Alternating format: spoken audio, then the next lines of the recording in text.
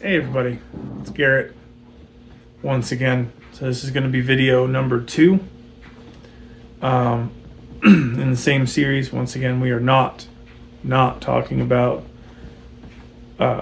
health issues. We are just talking about the practice of an act of smoking a pipe. And today we're going to talk about the things that they don't tell you about. Now, these are mostly going to be negatives that they don't tell you about, but there are some that aren't negatives. Now,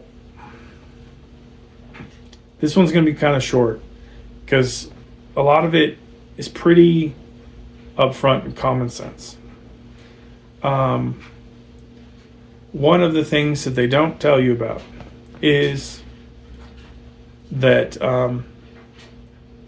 it requires some time. So you need to know that you have the time to set aside to participate and enjoy the hobby. This is not something you want to rush.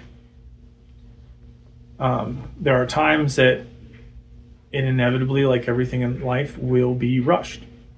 But it's not something you want to aim for or plan on. One of my favorite times is in the car. If I'm sitting alone in the car, in traffic, going 2 miles an hour, I've got good music on, and man, that is just fantastic. It will replace so many of the other busy things that you do. You can maintain your focus on the road without any major distraction. You'll be able to take care of what you're doing and drive safely, and it just elevates that whole moment. Another time for me is like this. Not on a video, of course, but just sitting back and relaxing. There's nobody here. There's nobody here except me and the dog. And she doesn't care. And that is another fantastic time. I can sit down and mull my thoughts over. There are some things people won't tell you. Like, as one friend has learned, not enough times to have stopped it from happening, but he has learned time and time again, this is not always a clean hobby. There will be times where ash ends up on you for one reason or another. There will be times where that ash is not all the way ash and still quite hot. Golf shirts, especially the really light, nifty ones, or fishing shirts, don't like heat, and hot embers put holes right through it. And if you're wearing shorts made of that material, everybody around you is going to get one heck of a laugh, and I will join in every single time.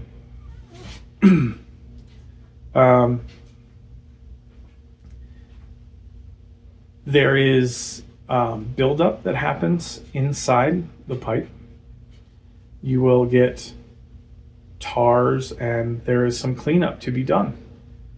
Now, I myself use a filter that eliminates some of the buildup, most of the buildup in the stem, but it does keep it in, and it locks it into the filter and the rest of the pipe. That will still need to be cleaned from time to time. And if you let it go too far, you will either have to send it off to a professional, or you're going to have to get really brave, depending on how cheap you are. I'm pretty cheap, so I had to get pretty brave.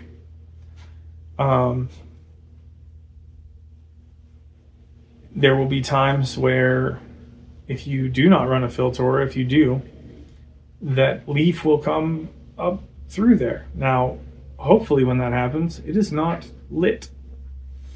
But don't be shocked when it happens. Get it out of your mouth, get it out of the pipe. Pipe cleaners are made for that, and move on. Using a dirty, filthy pipe, when the moisture builds up in the stem, it is partially moisture from the what's left in the leaf, the moisture that's left in the leaf burning, and some of that is coming from you. That is your moisture. Now, if your pipe is filthy and your moisture is building up in that stem, when you draw, if you for some reason take a strong enough draw for whatever happens, you're going to get a mouthful of that moisture, and it is not going to taste good. So try and keep your pipe dry. Try and keep your airways clean, and you won't experience that so much.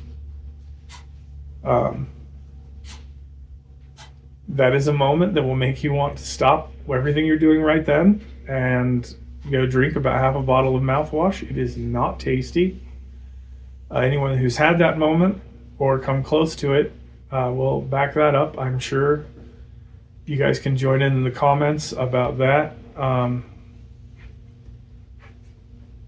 Another thing that they don't tell you, there are too many choices. There are too many choices, and some people don't like choice. Some people don't like having to decide.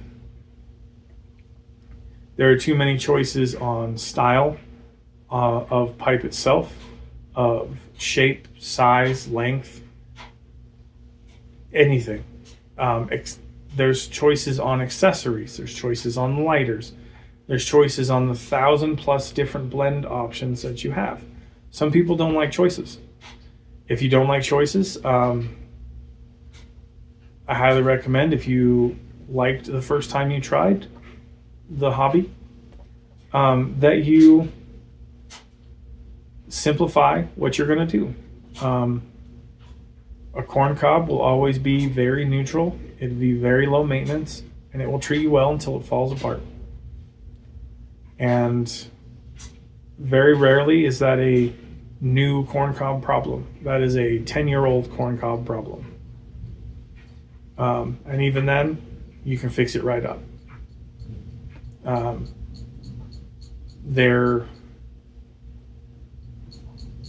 As far as tobaccos go, a rule I have implemented myself to reduce the choice fatigue is I will open one thing, one tin, one jar, whatever it is, and that is what I will finish.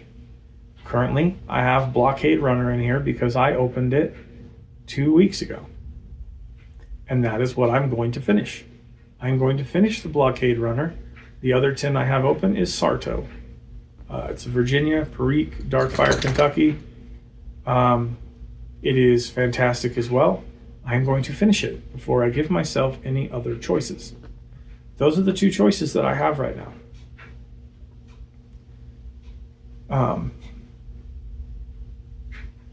Those are just some of the things they don't tell you. One pipe cleaner is never going to be enough. If you only bring one and you have one pipe, guess what? You're going to wish you had a second one. You're going to wish you had a second pipe cleaner. You're going to wish you had a second filter. You're going to wish your lighter was fuller. If you don't like those feelings, like I don't enjoy those feelings, in your bag, have a second lighter. Have more pipe cleaners. Have a backup tamper. Stuff happens. I typically have this sweatshirt on, and if it gets ruined, guess what? Nobody cares. But the clothes I have on underneath it will not be ruined. They will be fine. I try to avoid putting myself in a position where I will regret something.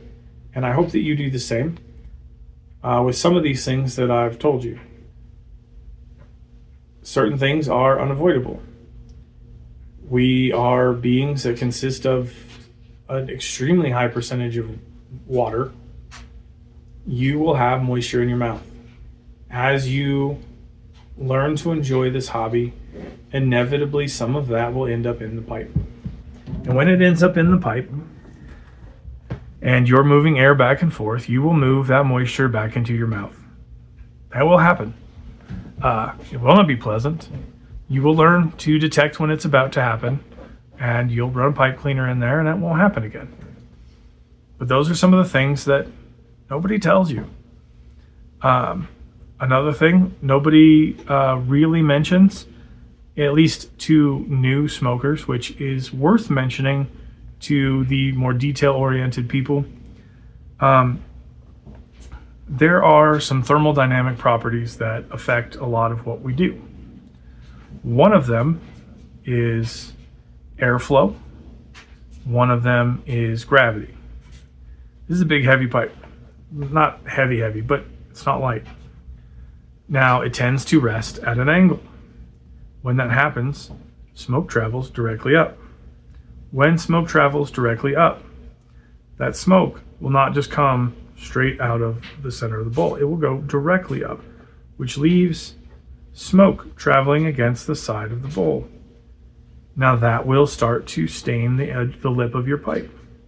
If it is full all the way, that will happen. If it's full all the way every time that you enjoy that, that will happen more often.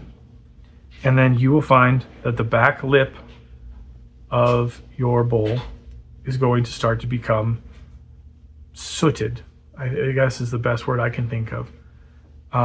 It'll look like carbon cake inside the bowl, but because it's never burnt and it's not hardened, it's actually closer to something like tree sap or what builds up in your chimney, creosote. And you can remove it. It can be done. What you'll see a lot of more experienced smokers who are not germaphobes do is they'll lick their finger and they'll just run it around the side, run it around the rim. And you can, just with the ridges in your fingerprint and that moisture, that some of that will come right up. It'll be no problem as long as you keep on top of it. And that'll maintain the look of your pipe. You can do that with paper towel and water. That will take more time for some. The viscous nature of your saliva is a little bit better, but there's not a way to imitate that without chemicals that would end up affecting everything else down the road. So saliva is typically what older, more experienced person you run across will tell you to try. Now, that being said, also if you fill it the bowl all the way up, you'll find that as the flame meets the tobacco or even comes near the edge of the bowl, that will also heat burns things. The flame doesn't have to touch it for heat to affect something. And that heat can start to burn off finish or start to tarnish any kind of, special adornments on top of the pipe. That is something that a lot of people don't mention. I was cleaning the top of my most heavily used corn cobs every single time I smoked them. I'm not doing that anymore. It's a corn cob.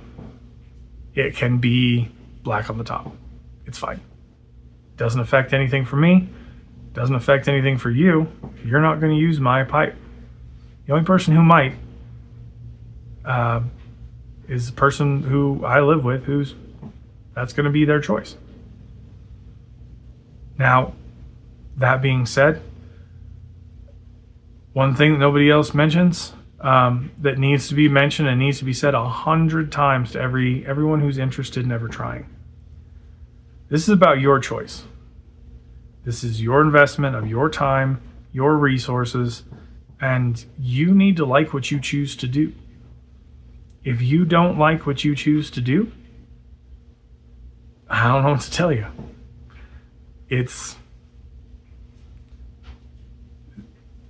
You need to make sure that you can do it in a way that you like. And if you don't know what that is, slow down, take your time. If this is truly something you want to do and you want to give it a fair shot, figure out how you can enjoy it. If you want that pipe looking pristine, that corn cob looking pristine, then some of those little details will affect things. I don't recommend a corn cob if you want everything to look like it was absolutely brand new. That is not what those are made for. I recommend you get a briar pipe or even a meerschaum. Those do show use over age and become actually quite beautiful, but they will not degrade in the way that a corncob will over time. I think that's worth mentioning. But those are just some of the things that they just don't tell you. I'll cover some more things in depth in another video. One of the next ones I do plan on covering ash management, because this is trapped. This is not like a cigar where your ash just can fall off or not affect anything and you can have ash this long. And there is some things to learn, some things to know, and some things to try.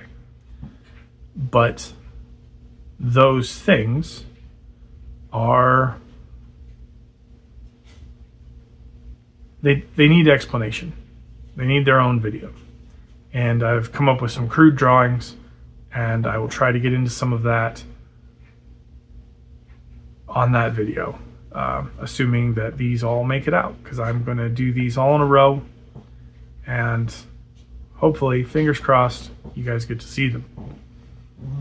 But I think that'll be it for this one, and well, I hope you have a great day. I hope some of this got a chuckle from someone who's experienced some of these things that no one warned them about the first time it happened to them. I guarantee most of them have happened to all of us, because it's just what happens. But, one parting thing. Don't buy the cheapest pipe cleaners. Please don't do that. They'll leave little bits of fluff in your pipe. You're going to end up with that on your tongue, and that is going to be coated in all those juices we talked about before. It's not fun. It'll be like ingesting a dirty feather, except worse. Get the best, nicest pipe cleaners you can get your hands on without, of course, breaking the bank. This is nothing to go broke over, and I really hope that you can use some of this to enjoy yourself. Have a good one.